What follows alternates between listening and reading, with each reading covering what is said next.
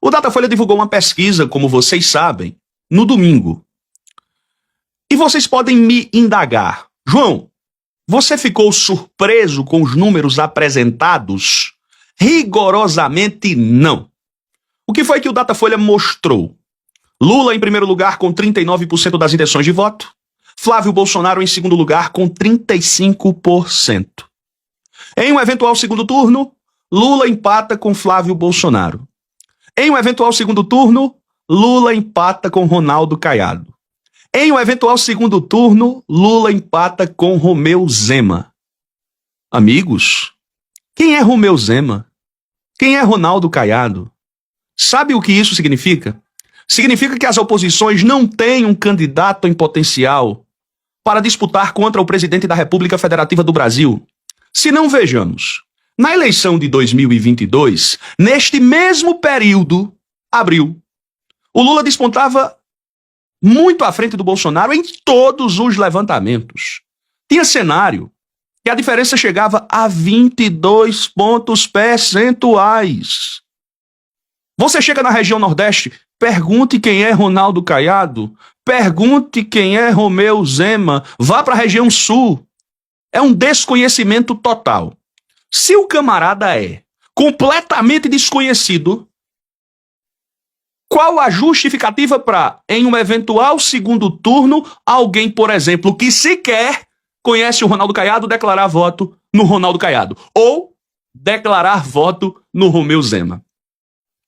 É porque nós não temos uma figura de expressão no campo das oposições. Essa pesquisa da Datafolha mostra mais uma questão de rejeição do que de preferência do eleitorado por determinado candidato. Um outro ponto que me chamou a atenção na pesquisa Datafolha: o voto espontâneo, o voto que não muda, o voto no qual o eleitor não precisa ser estimulado. Lula tem quase o dobro de votos do Flávio Bolsonaro.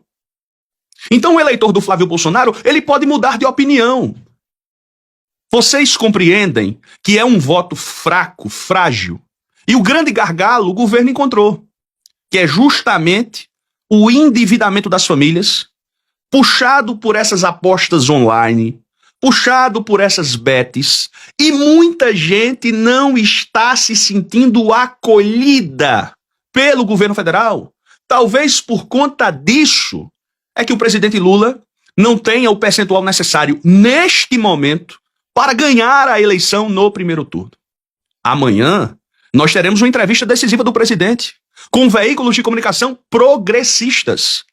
Brasil 247, Revista Fórum, Diário do Centro do Mundo. E eu espero que o presidente se conduza bem e possa tratar os escândalos do Master, do INSS, como devem ser tratados.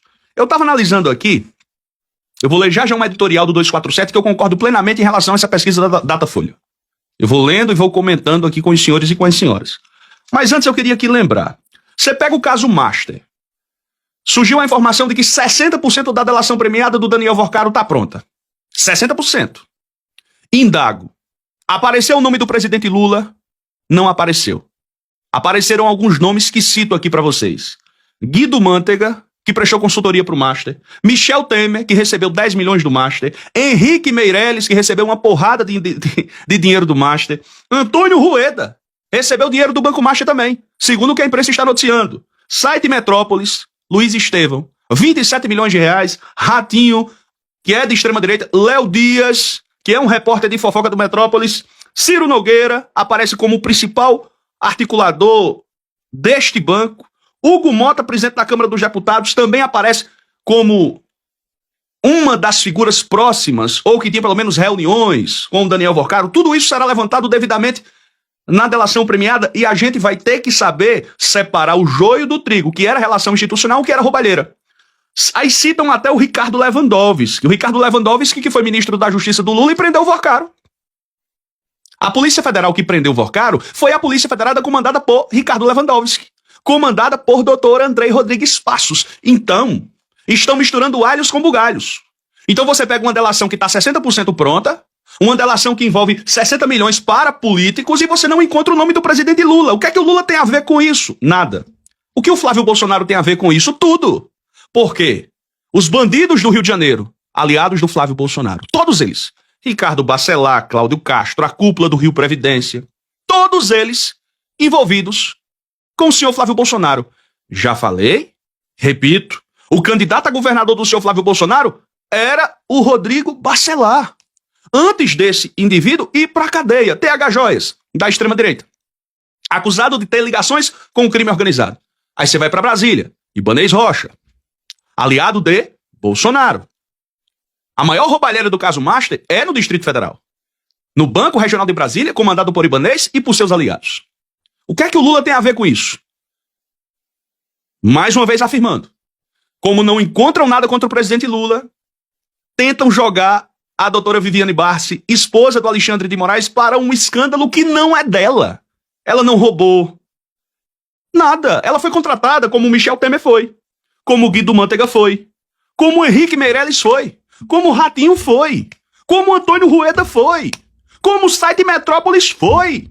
Tem coisa mais clara do que isso? Eu particularmente acho que não existe coisa, algo mais nítido, de que o senhor Daniel Vocaro pensou na própria cabecinha dele, eu vou aqui contratar gente de todos os locais e vou conseguir, de alguma maneira, criar uma teia de segurança caso um dia a Polícia Federal bata a minha porta. Fabiano Zetel, Igreja Lagoinha, Igreja do Flávio Bolsonaro. É mais ou menos isso.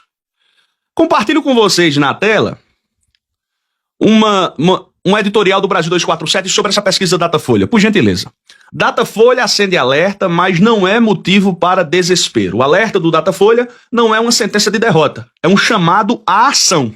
Pode voltar aqui comigo.